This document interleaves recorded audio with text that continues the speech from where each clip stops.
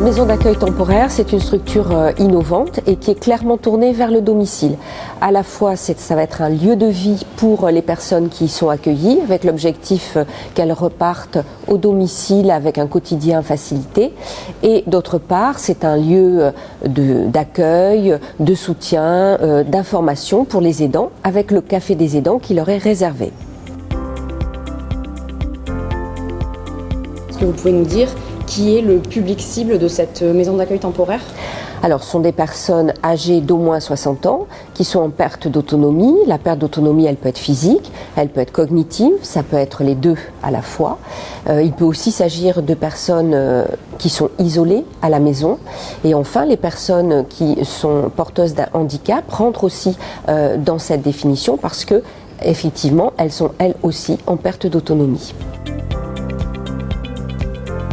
Alors, il y a deux parties distinctes. Une première partie qui va être un accueil de jour qui comprend 10 places, qui est un lieu sécurisé où il va y avoir des animations, des activités auprès de personnes qui sont en perte d'autonomie sur un plan cognitif avec des troubles de maladies dégénératives. Ça peut aussi être un lieu de socialisation pour ces mêmes personnes. De l'autre côté, il y aura un hébergement temporaire de 17 places, pouvant aller de 4 à 90 jours, en une ou plusieurs fois, et qui sera destiné à soulager les aidants temporairement et à accueillir les personnes qui vont venir y séjourner avec un personnel de soignants dédié. Parmi les 17 places d'hébergement, il y a 2 places d'urgence qui sont par exemple destinées à des patients qui vont sortir d'hospitalisation, qui n'ont plus besoin de soins à l'hôpital, mais où le retour à la maison n'est pas immédiatement possible et donc ils pourront bénéficier de ces places.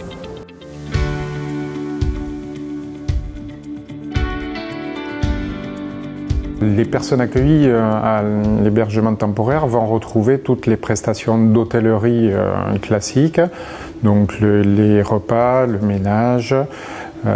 Ensuite, elles vont retrouver aussi tout ce qui tourne autour de l'aide à la personne. Donc en fonction des besoins, ça peut être une aide simple à la toilette jusqu'à la prise en charge totale de la toilette et la réponse sur appel à leurs besoins au cours de la journée. Ensuite, on va retrouver aussi toute la partie soins, assurée par des infirmières libérales, donc des soins qui vont de la préparation des médicaments à des soins plus techniques.